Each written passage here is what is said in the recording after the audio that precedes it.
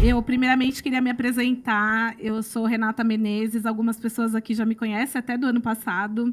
Eu sou editora da Crescer. Sou mãe do João, que tem 12 anos. E eu sou negra.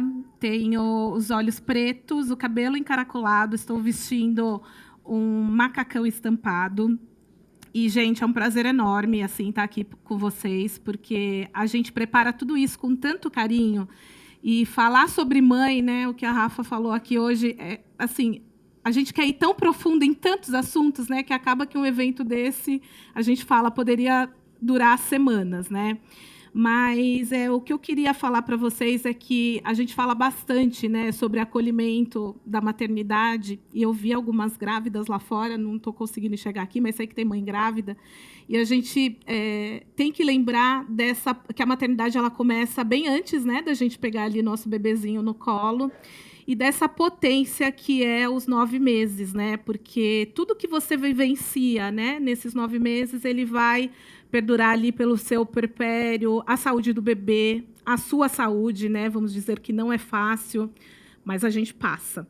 Então, essa primeira mesa de hoje, que eu tenho o prazer de mediar para vocês, vai abordar os cuidados com a mãe e o bebê desde a gestação. E esse papo ele tem o patrocínio de Veleda. Queria chamar aqui a Maíra Dalpino, que é gerente de marketing de cosméticos da Veleda, mãe do Gabriel.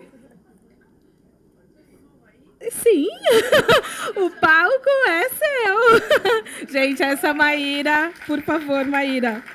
Ela também é mãe do Gabriel, de 7 anos. Sinta-se à vontade. Pode sentar aqui, querida.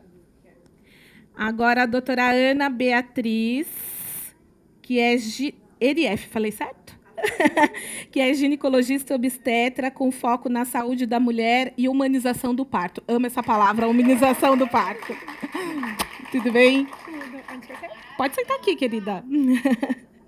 E também, né, que a Rafa já falou para todo mundo, né? Você não posso nem... Marcela, todo mundo já sabe, até do marido da Marcela. Marcela, vem para cá. Marcela Fogaça, que é a cantora, atriz, apresentadora e mãe das gêmeas Sofia e Pietra, de 2 aninhos. Obrigada. Bom, doutora, a primeira pergunta vai para você, porque a gente quer entender tudo isso que acontece com a gente, né? Já quando a gente pega aquele teste, né, que a gente quer aquele mix, que não primeiro dá um desespero, né? Aí depois vai passando, você fala, você mãe, você mãe. Então vamos lá. Quais são as principais mudanças físicas e emocionais que a mulher pode esperar durante a gestação? Durante a gestação toda ou quer que eu comece pelo primeiro trimestre? Pode começar pelo primeiro. Não, peraí, porque tem fases, tem né? Bastante coisa. Isso. Mas o primeiro trimestre. De mudança emocional, você já começou falando, né? Vem o positivo e, embora a mulher queira muito, esteja tentando por muitos anos, quiçá, quando vem o positivo, eu tenho certeza, não sou mãe, mas o que eu vejo, eu tenho certeza que vem um friozinho na barriga e um primeiro desespero. Tá positivo, parece que eu tô grávida. E aí, durante todo o primeiro trimestre, esse desespero, para muita gente, continua e é substituído pelo medo, talvez, de perda. Muita mulher passa o primeiro trimestre até bem, porque não descobriu, mas quem descobriu antes tem medo de perder. Isso é batata, até porque abortamento é muito comum, infelizmente. E a maioria morre de medo de perder e só relaxa alguma coisinha quando faz a ultra morfológica de primeiro trimestre, que é a antiga translucência nucal. E só relaxa mais ainda quando começa a sentir mexer. Ela pensa, caraca, tem alguma coisa aqui dentro, tem um ser mexendo, eu estou criando e nutrindo um ser mesmo, ele se mexe. Mas o medo faz parte da gestação inteira, mas muito mais no primeiro trimestre. E de mudança física, a começar pelo primeiro trimestre, hormonalmente falando, vem os enjoos, náuseas, sonolência, a mulher parece que vai morrer, está morrendo o tempo inteiro, não consegue sobreviver. E tem umas que não conseguem sobreviver mesmo, não conseguem sair da cama. E é aquele Isso sono é real. que nada consegue, né? Dá vontade de você colocar alguma coisa no olho. Eu nada adianta. queria dormir em qualquer lugar. E nada adianta. É impressionante. E aos olhos de quem não entende, de quem não não percebe, parece frescura, parece languidez, parece que ela está querendo atenção, biscoito. Não, não é, ela não consegue sobreviver. De verdade. Algumas passam muito bem por isso, não sentem tanto sono, não sentem tanta náusea. Tem gente que não sente absolutamente nada, tem gente que sente absolutamente tudo. E fica praticamente morta o primeiro trimestre todo. E é impressionante como de um dia para o outro melhora. De repente, não vomitei. Caramba, não vomitei. Deixa eu ver a próxima refeição. Será que não vomitei? Tô bem? Não dormi de tarde? Muda de um dia para o outro, entre 12 e 16 semanas, mais ou menos. E a labilidade emocional também é muito marcante, muito presente, já desde o primeiro trimestre, mas mantém durante toda a gestação. Azia. Para muita gente já começa no primeiro trimestre, mas é mais presente no segundo trimestre, quando o útero começa a sobredistender mais, crescer mais e começar a comprimir os órgãos abdominais, principalmente estômago e intestino. E a motilidade intestinal fica lentificada. É normal, é fisiológico, é hormonal. Então, não tem como comer grandes quantidades sem ficar empachada, quase morrendo, e às vezes até vomitar, né? O refluxo pode causar até vômito. E a azia fica lá, presente durante toda a gestação para muita gente. Estou falando de sintomas comuns, mas tem mulheres que não sentem absolutamente nada. E falam que passaram a gestação perfeita. É aquilo, não existe gestação ideal, né? Cada uma vai passar a sua. Tem gente que sente tudo, tem gente que sente nada. A movimentação fetal é muito prazerosa no início, mas pode ser muito incômoda depois de determinado tempo. Às vezes dói no finalzinho, né? Parece que mexe ali, você tá...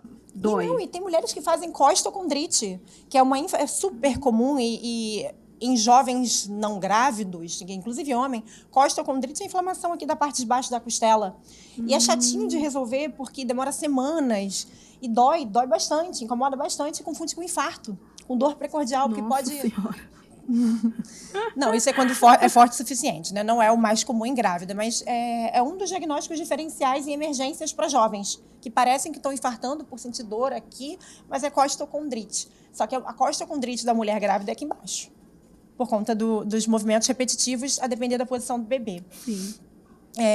Então, muitas vezes, essa movimentação fica incômoda. Elas reclamam. Aí, às vezes, elas sentem remorso. Até aí, mais uma coisa, né? Remorso. Já começa na... E a culpa? Já começa. A culpa e o remorso já começam na gestação. Comi qualquer coisinha ali que eu acho que não... Pronto, tô culpada, meu Deus. Com comida, com... eu não tô curtindo tanto essa gestação quanto eu curti do meu primeiro filho. Eu não pensei tanto nessa gestação como eu pensei na primeira. A culpa tá sempre ali, é impressionante.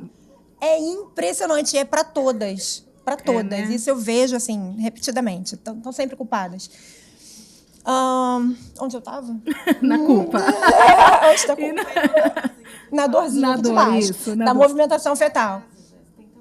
Então, tem bastante gases. Gases é na barriga toda. Dá na região abdominal toda. Mas aqui em cima, em um dos lados, a depender da posição que o bebê escolhe, com movimentação repetitiva, faz costocondrite e é um saco de tratar porque não dá para tomar anti-inflamatório. Então, vai tratar com dipirona, gelo, tempo, paciência, esperar nascer. Então, são muitas mudanças, né? Esperar nascer. Não, e tem muita coisa que a gente não tem muito que... Eu fico assim, cara, não tem muito o que te falar no primeiro trimestre. Você pode tomar esse remédio, pode tomar gengibre, pode evitar comer grandes quantidades, isso. Aí ela chama, não está adiantando nada. Eu sei. Vai passar. Vai passar, né? Tá mexendo muito, tá me incomodando. Aí eu sei. Vai passar. Vontade de fazer xixi o tempo todo. Muita. Que começa no primeiro trimestre, é impressionante também. Até o final. E só piora, né? Só piora. Todos esses sintomas, alguns só pioram, né? Comigo eu passei por todos, né? Eu tenho inveja de quem fala, não senti nada. Você sentiu tudo? Tudo, sono, medo totalmente, porque eu tive um aborto espontâneo antes, então eu nem respirava. Eu falo para as pessoas, não respirava. Tudo eu tinha medo, né? E é assim mesmo, né? Eu fico imaginando até, Marcela, para você, com uma gravidez gemelar, assim, como que foram esses sintomas? O que pegou, assim, para você? Eu tinha muito sono, medo. O meu maior era medo e tive muito azia. Não, nos primeiros 3 meses, eu fazia teste para Covid toda semana. Você teve na pandemia. E eu não conseguia, assim, eu não sei. Eu não sei como é que meu marido tá vivo, porque eu não conseguia entender o que estava acontecendo. Era muito hormônio, né? Assim, dobrado.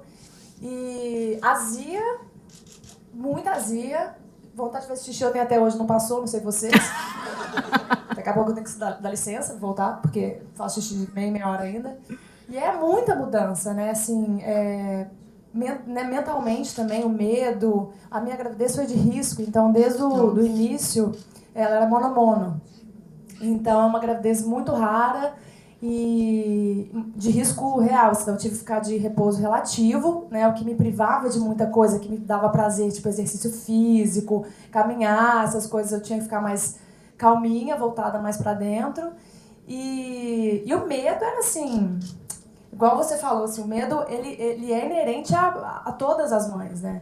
É tudo muito pessoal, cada experiência é única, mas acho que a maior prova que eu tive na maternidade, principalmente na minha, que foi de risco e tinha um risco real, assim, quando mexer é uma alegria. No meu caso, aí mexeu, eu falei, gente, alguém se enroscou. Agora a gente ri, mas na época era tipo, alguém morreu, tipo isso.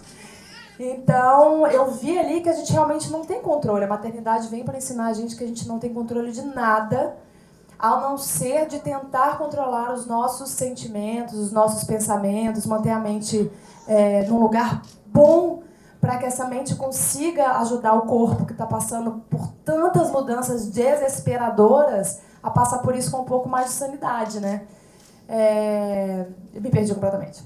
Mas enfim. Do medo. Do medo. Então, o meu medo era um medo que eu tive uma opção. Ou esse medo vai me engolir e eu vou ceder dele de uma forma que eu vou ficar...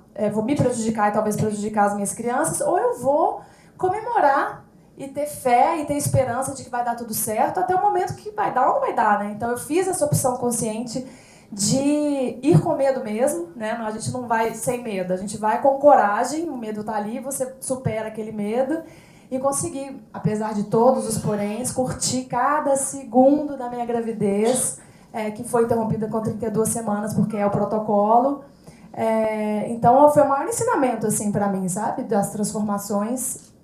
Fora as externas, eu consegui pegar esses fatos e usar essa força para ter uma transformação interna, assim, de uma força, de uma coragem que a Marcela, antes de ser mãe, coitada, não sabe. Sabe de nada. Sabia o que era coragem ainda, né? E, doutora, os hormônios, eles mudam mesmo o humor da gestante? É por isso que a gente tem essa... Assim, tem um dia que você acorda bem, outro dia você tá péssima, outro você tá nervosa. É por conta dos hormônios? Sim, mas é multifatorial também, né? Tá. Porque o ambiente não entende muito bem, a sociedade não entende muito bem a grávida, né? Eu mesma não entendi antes de fazer obstetrícia, começar a fazer consultório, né, dia após dia. Então, nem sempre ela tem ajuda, ela está cansada, ela está com sono, ela realmente não está aguentando ficar em pé, ela está incomodada, ela está com dor, e as pessoas não entendem, então isso irrita. E ela já está com os hormônios ali bombando, trimestre a trimestre, tem mudanças, mas a labilidade emocional ela é intrínseca, ela existe, mas a sociedade também não contribui. Então, muitas choram com mais frequência, muitas se irritam e têm picos de irritabilidade, até agressividade com mais frequência. E sim, é hormonal, mas é social também, as duas coisas. E, Maíra, queria saber de você, se você teve essas mudanças hormonais e durante a sua gestação, e o que você fez? Você tem alguma dica para passar aqui? Tem algumas gestantes para, né, aliviar um pouco isso? Porque, no fundo, é o que a doutora falou, a gente também não sabe o que está acontecendo, né? E, às vezes, a gente está irritada, deprimida, triste, chora, e, assim, é um desespero, né? Se sente um lixo, né? Eles se sentem um lixo. Assim. Sim. Eu vou falar um pouco da minha gestação e se resumia em fome. Assim, era isso. E eu não podia contar, então, naquele comecinho, e aí eu saía para comer com as meninas no almoço e eu falava, você terminou isso aí, você vai deixar? Não, eu queria comer. Nossa. O que está acontecendo, né? E aí não podia falar, não, que agora eu tô treinando, e, né, enfim, tá me dando mais fome. Enfim. Então, você vai ficar com raiva de mim, a minha gestação foi incrível. Ai, meu Deus. Todo o resto foi um perrengue só, uma amamentação caos, mas a gravidez em si, a gestação, dei sorte, enfim, foi ótimo. E acho que de alteração de humor, assim, era mais o medo mesmo. Teve uma questão, em um momento, uma alteração, enfim, no ultrassom, você fica lá pedindo, por favor, não dá nada, que não seja nada, e depois mudou e aí deu certo e tal. Mas acho que nessa parte da gestação eu acabei dando Uma sorte. Veio depois, né? A gente não passa antes, não. Deu sorte. E doutora, como que a gente pode fazer para aliviar esses desconfortos, né? Enjoo, azia, falta de energia. Tem alguma coisa que a gente consiga fazer para melhorar, assim, para não passar por esses 9 meses tão sofridos? A primeira delas é entender o que vai acontecer. Então, na primeira consulta, eu já elenco tudo. Ó, você talvez sinta isso, tudo normal. Aí você já espera, você já entende que é normal, o medo já cai um pouquinho. Porque tem medo de tudo, né? Tem medo de tudo. Sangra um pouquinho na calcinha, tô perdendo. Não, é comum sangrar no primeiro trimestre, aí elas já ficam sabendo. Quando que eu preciso me preocupar? Quando sangrar muito, tiver hemorragia, aí você vai para emergência para ver o que está acontecendo. Então, saber de tudo que está acontecendo consigo e entender que é normal, já dá um certo alívio. Mas, para cada desconforto na gestação, tem subterfúgios, tem algumas dicas, alguns bizus para aliviar. Por exemplo, você deu um exemplo da náusea, do enjoo, que é super, super comum. Gengibre, eu sempre falo, gengibre é vida. Gengibre, tem estudo com gengibre. Aí, o que eu faço com gengibre? Tudo, qualquer coisa. Chá. Soca gengibre nas coisas, bota gengibre no chá, balinha de gengibre, corta em pedacinho, come, deixa na boca, água saborizada, bota gengibre. Coloca gengibre, consuma gengibre, ajuda. Aí tem gente que não gosta de gengibre, que não suporta gengibre e não vai conseguir. Beleza. Remédio. Existem opções medicamentosas para ajudar SOS para o enjoo. Manter-se sempre hidratada. Não comer grandes quantidades a todo tempo, fracionar muito mais as refeições, tentar não comer comidas tão gordurosas, e cada uma vai ter um enjoo com determinadas coisas. Isso é meio pessoal também, meio individual. Aí eu falo, ao longo das semanas você vai entender o que te enjoa menos. Inchaço. Evitar longos períodos de jejum. Tá. Para inchaço? Para inchaço, assim, tem algo que... Porque inchaço também é um pouco difícil, principalmente no final, né? Individual. Tem gente que não tem inchaço. Você teve antes? Eu também, parecia um pãozinho. Gente, Mas você tinha 2. Eu enchei toda, assim. Mas faz o quê? Massagem é bom, né? Então, drenagem. Não tem como evitar. Quem tiver que inchar muito, vai inchar muito. Isso é constitucional, é reação à progesterona. Tem gente que reage mal à progesterona inchando e retendo muito líquido. Colocar sempre o pezinho pro alto. Então, se você tivesse grávida aqui, por exemplo, inchada, já tinha que ter um banquinho aqui para você. Entendeu? Então, tá trabalhando, tá no computador, joga para cá, para um pouquinho, anda um pouquinho, hidratar bastante, drenagem linfática o quanto quiser, o quanto puder, porque, né, não é barato. Caminhar, hidroginástica. Atividade física. No final, assim, eu fui liberada, caminhei muito, é maravilhoso, fiquei 5 minutos. Mas eu sentia que melhorava muito, assim, a circulação. O pé passava de pão francês para uma bisnaguinha. Atividades na água. A água ali, o empuxo, dá uma ajudada, né? É óbvio que você enxugar gelo. No dia seguinte, você vai estar lá, um pão de novo. Enxugar gelo, vai fazer drenagem, 2 dias depois você está o quê? Inchada de novo, parecendo um pé de elefante de novo. Mas é aquilo. Aí eu falo, então, vai passar, vai nascer. E tem gente que incha pra caramba no pós-parto também. Sim, bastante. Aí fica com medo. Várias mandam mensagem, eu tô muito inchada. Isso não é normal? É normal. É redistribuição líquida, é normal. E qualquer tipo de parto, né? Qualquer tipo de parto, não muda. É constitucional, é redistribuição líquida. Então é isso, atividade física, comer melhor, ajuda um pouquinho. Atividade física, exercício físico na água, pezinho pro alto, para dormir mais alto ainda. E vai passar. Vai passar, né? Ela mais fala, né? Vai passar. Olha, Maíra, você já falou que sua gravidez foi boa. Agora, não vai me dizer que você tinha a mesma energia do começo até o final. Zero, né? E aí, o que eu queria perguntar para você é se você desacelerou no trabalho, se você conseguiu, porque a gente tem, né, essa questão da sociedade mesmo de achar que você tem que trabalhar igual, né, quando você tá sem o bebê. E aí, quando você está com um bebê, assim, eu lembro da minha fase que era um cansaço, eu queria fazer as mesmas coisas. E aí chega uma hora que você não consegue, né? Então, eu queria saber de você como que foi, assim, se você trabalhou até o final. Fisicamente, né? Você já está numa condição, eu pelo menos encontrei 22 quilos. Então, assim, eu pequena, parecia grávida gemelar, todo mundo perguntava. E você já não dorme, né? Então a privação do sono já começa antes, né? Você já não tem posição, faz muito xixi e tal. Então você já não está rendendo mais. Na verdade, tem uma energia sugando ali da gestante, passando para o filho. Você está carregando uma vida, né? Você está levando parte da sua energia para ele, né? Para esse feto. Então não, mas eu queria, de fato, trabalhar igual.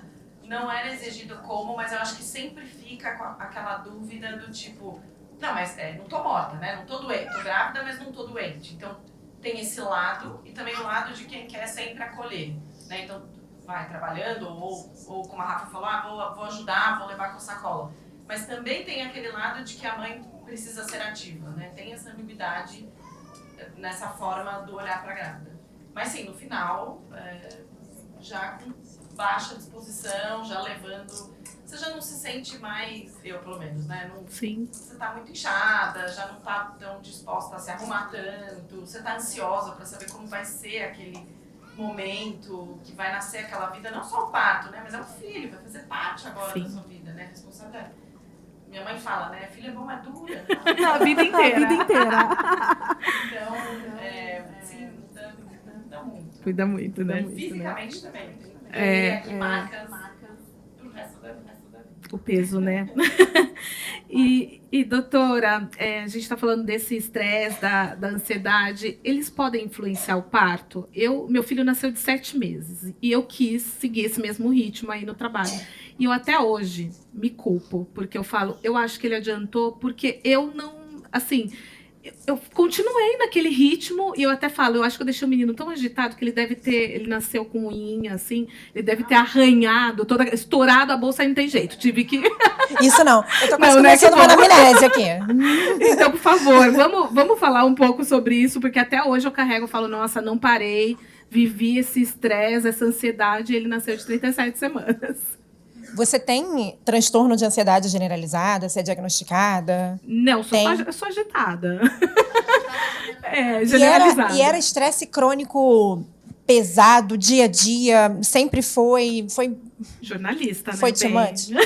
Jornalista é uma profissão que não... Bom, os estudos mostram que realmente a ansiedade... Estresse crônico, tanto estresse crônico, ansiedade... não diagnosticados ou não tratados ou maltratados, bem como depressão, podem sim levar à prematuridade e restrição de crescimento. É uma causa. Mas tem que ver também, por isso que eu falei, eu tô quase começando uma anamnese, eu tô quase... Peraí. Vamos investigar. Mas existem outras causas de prematuridade e a mais comum é a infecção. Então, não tem como se culpar e dizer foi o estresse que eu causei, eu não consegui manejar esse estresse, eu causei meu parto prematuro, meu bebê ficou no UTI por minha causa. Não tem como. Não tem como. Mas eu sei, nada do que eu diga, eu sempre falo isso também, nada do que eu diga vai fazer você se sentir menos culpada. É a culpa. Não vai. Você vai sempre 12 anos se pensar passaram isso. e eu ainda tô com essa pergunta aqui. Você viu? Eu não superei. Viu? Mas Não e superei. não vai ser o que eu vou dizer que não vai. Vai atenuar, pode atenuar. Mas vai ficar sempre aquele negocinho. Será que foi a minha maneira de lidar? Será que eu deveria ter? Preencha. É bizarro. Tá bom, vou me sentir melhor hoje. E, Marcela, você fez algo... a gente tá falando de hidroginástica, tal, você falou caminhada, meditação, yoga, esse tipo de coisa, pilates. Com 2, você conseguiu fazer alguma coisa para amenizar? Então, eu fiquei de repouso relativo até mais ou menos 4 meses, que eu não podia fazer nada, só meditar mesmo. Nossa, meditação. Nossa, assim, comer. Né? Com meu marido cozinheiro, coitado. Na pandemia, não fazia mais nada, eu ficava deitada comendo. Depois que a minha médica me liberou, eu comecei a... Nossa, eu tava louca pra sair, pra me movimentar e tal. Então, eu comecei a fazer pilates, que foi muito bom. Porque eu tava com uma dor na lombar, assim... imagina, né? Absurda. Então, Pilates foi maravilhoso para essa questão postural. Eu comecei a fazer uma coisa que foi muito legal com a minha fisioterapeuta, que foi a prevenção da diástase. Eram exercícios que eu fazia ainda grávida para prevenir, assim. Não é fato que... Mas, enfim, eu já estava com diástase, já estava parecendo, sei lá, engoli 2 melancias gigantes. Então, eu fazia essa fisioterapia, que é para prevenir a diástase. Yoga, a Esther tá aí, oi. Yoga eu faço, é uma prática muito constante da minha vida. Eu não tinha a menor condição de fazer grávida. Eu não consigo. Nem a respiração? É porque assim, o yoga, né, pra mim, o yoga é uma filosofia de vida que tem também dentro da minha filosofia a parte física. No Hatha, que é o que eu gosto de fazer também. Então, a parte física, eu conseguia, no máximo, esticar a mão e tocar a mão, entendeu? Que já era uma vitória. Vitória total. Mas a parte da meditação, com certeza, assim, meu Deus do céu, gente, eu vejo seu ovo. Já passou lá, pegou o extintor de incêndio, eu falei, acabou, já voltou. Esqueci da palavra. Da meditação. Então, assim, a meditação pra mim, escutar mantras, até porque foi na pandemia, então a minha gravidez foi muito silenciosa. Era eu, meu marido em casa, nem a família foi me ver, porque a gente estava em pânico com esse negócio de Covid, gravidez de risco. Então foi uma gravidez, assim, teve a solidão, mas teve também a falta de tentação. Então, não tinha ninguém me chamando para ir para boteco, era carnaval, o povo queria ir para avenida, eu ia ficar frustrado que não ia poder. Então, assim, nesse sentido, foi muito bom. Então, eu peguei esse silêncio e realmente transformei em paz. Isso, para mim, foi muito importante, porque, assim, eu fico imaginando uma gravidez no mundo normal, que não foi o que eu tive, né, que é o que a gente tem hoje em dia, você tendo que trabalhar, você tendo que ir para o restaurante, você tendo que conviver socialmente, e ao mesmo tempo, interiormente, você passando por todas essas transformações, a sua cabeça em mil, o seu medo, aquela coisa toda. Eu acho que é muito importante a gente parar um tempo para realmente se conectar, sabe? Assim, se permitir sentir aquilo que a gente está sentindo, viver aquilo que a gente está vivendo, ver as coisas como são. Eu também tenho milhões de culpas, assim, né? Minha gravidez, será que a minha gravidez foi de risco porque eu comi jiló no dia? Tipo assim, a gente inventa a culpa, né? É uma coisa de louco. E aí, esse mantra, são os mantras da maternidade que eu ficava repetindo. As coisas são como são, ponto. O que não tem solução, solucionado está. Então, assim, viver e tendo a consciência e o respeito pelas coisas como elas são, tira muita frustração. Porque você elimina muita expectativa, que é o que acaba com a gente, entendeu? Então, assim, as coisas são como são. Quando alguma coisa me dava desespero, né, eu vou ter que tirar as meninas quando tem 2 semanas. Meu Deus, assim, era um desespero. As coisas são como são. O que não tem solução, solucionado está. Outra coisa, vai passar, né, que todo mundo fala. Vai passar, a gente passa. Tudo passa, assim como passa quando depois que nasce, né? Aí depois que nasce eu falo, vai passar, ainda bem, que pena. Porque a gente quer que passe, aí na hora que passa, depois que saudade, tudo, igual a Rafa falou, tudo doido. Tudo doido, é maravilhosamente doido. Então, assim, esses mantras, e eu falo muito em encontrar a sanidade no caos, que é o que eu tentei fazer, o que eu comecei a aprender na minha gravidez, assim, né? Eu tenho que encontrar a sanidade no caos, porque o caos existe, a gente não tem que querer fugir do caos, ou fechar o olho pro caos, o caos está lá. Como é que eu vou conseguir encontrar a minha sanidade? Nossa, eu falo a palavra no caos, né? Então, assim, quais são as suas ferramentas? E é muito importante, cada um vai ter as suas. As minhas são as minhas, a da Rafa é a da Rafa, né? A de vocês. Então, assim, olhar para dentro e descobrir porque existem. Quando o coração apertar, quando o mundo parecer, tipo assim, esmagar e a gente não vai dar conta, mãe dá conta de tudo, de qualquer coisa. Então, assim, encontrem os seus mantras. Foi isso que aconteceu na minha gravidez. Fiquei 7 meses, que as minhas filhas nasceram no 7. 32 semanas é 7? Quase 8. Quase 8. Vai ser isso. Essa conta é difícil, né? É difícil. Nem pra gente. Eu já esqueci como é que era 32 semanas. Então, eu, no silêncio da minha gestação, eu consegui entender que a gente precisa dos nossos mantras e de repetir o que faz sentido pra gente, porque a paz e a nossa mente no lugar certo, eu acho que manda todas as mensagens pro nosso corpo, que a gente dá conta de tudo. Isso foi muito importante pra mim. Falei pra ela. É isso, não. Falou que tinha que falar. E, Maíra, a gente tá falando de gravidez. Eu até volto assim, porque eu amei estar grávida. Eu falo que eu poderia estar grávida o tempo todo. Eu amava, assim, embora tive todos esses problemas, você tá vendo? Mesmo assim eu esqueci e eu amei estar grávida. Um momento que eu lembro bastante era daquela coisa, você não precisa ter desculpa para pôr a mão na barriga, né? Você tá ali digitando, eu digitava com a mão aqui, né? O tempo todo a gente fica ali com aquela mão e o carinho que você já começa a sentir por aquela vida que tá ali, esse estreitamento do vínculo, né, que a gente fala bastante, que é você não tá vendo fisicamente, né, que cantar, falar, e a gente sabe que o bebê lembra, né, de tudo. E aí eu queria perguntar para você da importância disso, como que você também lidou com isso, se você gostou tanto como eu, assim, de estar grávida. Falava bastante com o Gabriel. Vou puxar uma sardinha aqui da antroposofia, um olhar veleta. Essa parte do feto dentro da mãe, ele absorve todo o eu da mãe. A gente fala um pouco disso, né? E ele só vai se formar depois ali do primeiro setênio, depois dos 7 anos, ele tem esse apoio na mãe. Então, essa ligação e essa formação é um vínculo estreito real, assim. Então, até depois que nasce, né? Fora da mãe, que a gente fala da gestação, que ainda é compatível com a mãe, é isso. Ele está completamente ligado ao momento em que a gente está desenvolvendo esse ser. E também esqueci sobre Não, eu queria saber da importância.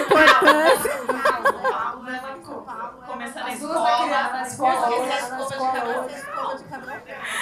Não, eu queria te perguntar da importância dessa interação, do vínculo, para depois, né? Porque a gente acha, e depois a criança vai lembrar. Então, não sempre. É um processo, é isso que eu disse, né? Que ele vai estar ligado com você até depois, até o primeiro setênio de vida. 7 anos? Que a antroposofia fala dos setênios, né? Então, só para me preparar. Você ainda está no processo, você está ainda muito ligado. E posso falar que com 12 eu ainda estou, viu? Não, a ligação, esse processo do primeiro setênio, ele é totalmente vinculado mesmo. Ele é como se o bebê ainda fosse você. Por isso que a gente fala dessa formação do eu, né? Ele ainda vai desenvolver o próprio eu, a própria individualidade. Antes disso, faz parte de você mesmo. Ele está fora, mas ainda faz parte de você. Então, essa relação, desde o começo da barriga, é fundamental. Assim. O carinho perdura e é isso, né? E, doutora, agora eu quero saber se esses rituais, né, de cuidados da gravidez, eles já são essa fonte de vínculo, de afeto, se isso realmente tem impacto, né, na hora do parto, se a mulher está tão ligada ali que isso, não sei se de alguma forma pode facilitar. E se tem alguma comprovação, né, científica dessa vivência, né? E como que é com você quando você vê ali as suas pacientes? A mãe que ela fica, que ela curte mais, que ela tá mais conectada, isso se reflete na hora ali da respiração, da expulsão, ou não? É tudo imprevisível. É multifatorial, vamos lá. Não é uma coisa que impacta no parto. Tem muita gente que pergunta, fazer exercício físico vai fazer com que o meu parto seja mais fácil? Veja bem, tem bastante benefício, mas não é o único fator. Essa criação do vínculo, a entrega, a concentração, entender a imprevisibilidade e no momento do parto, eu não entendi se você perguntou durante a gestação ou no parto. No momento. Não, esse vínculo que a gente tem durante a gestação, se isso ajuda na hora do parto. Não, ajuda, certamente ajuda. Mas não é só. Tem todo o processo fisiológico, natural, físico, mecânico, que vai acontecer inerente, né? Vai nascer. A despeito do que se queira, do que se faz, vai nascer.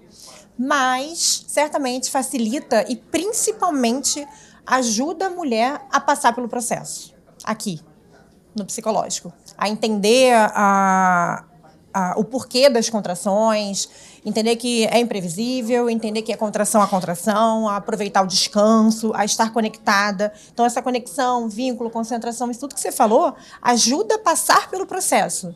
Não é necessário, mas é benéfico, é importante. Benéfico. Isso você vê na prática, total, assim, total. Durante o parto. Muito, muito. Ai, que bom. E Marcela, você acha que o que você vivenciou na gravidez impactou bastante depois no seu puerpério? Você acha que esse vínculo que você teve com os dois, né? Com os dois ali, você acha que foi o seu puerpério foi aquele caos, né? Com 2? Eu não tive tempo para ter puerpério. Nossa. Sério. Não, nesse nível. Eu não tive tempo, assim. As meninas nasceram e ficaram um mês na UTI. Na pandemia. Eu, lactário, tentando tirar leite, amamentando, não sei o que, não. Então, assim, eu chegava em casa, eu não podia dormir com elas. Na hora que eu chegava em casa, eu dormia. Porque eu estava tão exausta. Então, assim, eu não tive tempo. O meu puerpério foi quando elas largaram o peito. Com 6 meses, elas largaram o peito. E aí eu acho que eu tive aquele tempo, né? Porque, amamentando 2, eu não tinha tempo. O que era tempo? Eu acho que eu fiquei 6 meses sem lavar o cabelo. Então, assim, quando elas largaram o peito, eu falei, aí veio. Aí veio porque... eu não, até a doutora vai poder falar, eu sei que hormonalmente, logo após, né, o parto, a gente sofre realmente uma enxurrada, muitas mulheres ficam logo em seguida. O meu, depois que elas largaram o peito, que o meu leite secou, aí é que veio assim, um baby blues bem, bem puxado. Mas aí eu também, assim, eu já estava tão grata que tinha dado tudo certo, que era para ter dado tudo errado, já deu tudo certo, as crianças nasceram, tudo em casa. Então, assim, eu tenho muito essa cabeça de otimismo, né? Então, assim, na hora que baixava, eu tentava pensar da mesma forma que eu pensava na gravidez. Então, na verdade, o vínculo que eu fiz com elas na gravidez foi um vínculo que eu fiz comigo mesma também. É um acordo de que vamos nessa, vai dar tudo certo, e quando estiver ruim a gente vai pensar no bom. Então isso me tirou um pouco do puerpério, mas eu tive ajuda de terapia, da Beleza, do Onciodoro, eu tomei. O Onciodoro eu tomava assim, café, não era nem adoçante, era Onciodoro no café. Então assim, o mais importante é a gente reconhecer que a gente está passando por aquilo, que às vezes é muito difícil, né? Ter uma rede de apoio, seja do seu marido, da sua companheira, da sua mãe, enfim, ter alguém com quem você possa falar e buscar ajuda, né? Seja profissional ou espiritual, a forma que for, é muito importante você gritar, porque nem sempre tem essa às vezes as pessoas falam, o puerpério é logo depois que a criança nasce, e não é, né? Vou te dar a palavra, o meu foi 6 meses depois. E aí aquilo é tão válido que você está sentindo, assim, é um choro que vem do além, né? O negócio está tipo assim, tipo, completamente descabido, e é válido. E aí eu venho o mercado de trabalho, eu venho amigas que não passaram por isso, que não tiveram as mesmas experiências e querem desvalidar aquilo. E o puerpério dizem que pode durar até quando? Agora eu vou passar a voz. Até 12 anos. A gente tá ainda no puerpério, né, Maíra? Vocês fazem perguntas muito difíceis, veja bem. Psicologicamente, fisicamente, então, psicologicamente, o seu puerpério não foi hormonal, foi emocional, psicológico, ele não pode ser invalidado. Aconteceu, né? Mas o puerpério, por definição, vai até 6 semanas pós-parto. Mas a gente sabe que dura muito mais que isso. 6 semanas pós-parto, a gente não sabe o que está acontecendo. Dura muito mais que isso. Os 3 primeiros meses do bebê são caos, aí depois vem introdução alimentar, aí depois vem... sempre vai pulando de fase e dizem que só piora. Então, assim... Não, eu tô rindo porque quando falaram que eu vinha para esse painel, eu falei, você vai para um painel de gestante, cuidados com o bebê. Eu falei, gente, eu não lembro. Não pode ser um painel falar de hoje, tipo, escolinha, da processo escolar, porque assim, eu vou liberando espaço no HD, entendeu? Tipo assim, você passou. Porque não dá, é muita criança. Muita coisa, né? E, eu já tô ali com o tempo me mostrando que a gente precisa encerrar, mas, doutora, queria encerrar com você para saber um pouquinho se esse olhar, né, na gestação, que a gente falou bastante aqui, é preciso cuidar dessa saúde mental, né? Porque as mães estão adoecidas, né? E já começa na maternidade. Então, eu queria que você falasse um pouquinho desse olhar para a nossa saúde mental, né? Porque é aquilo, né? Mãe bem, desde tudo, vai cuidar melhor, né? Eu vou só corrigir, as pessoas estão adoecidas. A sociedade hoje... A sociedade adoeceu a gente já entra na gravidez adoecida.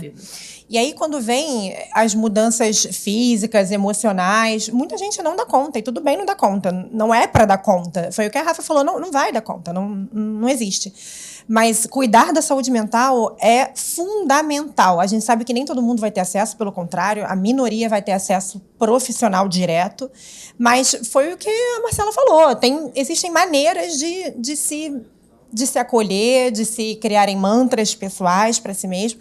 Mas, sim, cuidar da saúde mental é fundamental, é necessário.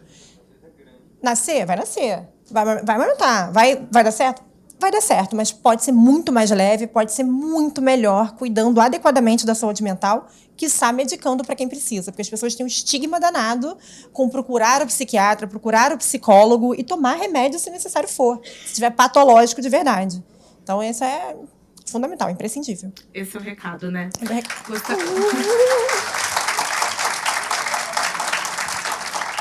Bom, a gente já tá, então, gostaria de agradecer vocês imensamente por esse papo delicioso. A gente se acolhe, né? A gente sai sempre acolhidas, né, de um papo, né? Obrigada a vocês. E gostaria de agradecer novamente o Patrocínio de Veleda por tornar esse nosso papo possível. E aí, agora eu já vou chamar a próxima mesa. Foi um prazer. Obrigada. Obrigada, viu? Obrigada, Maíra.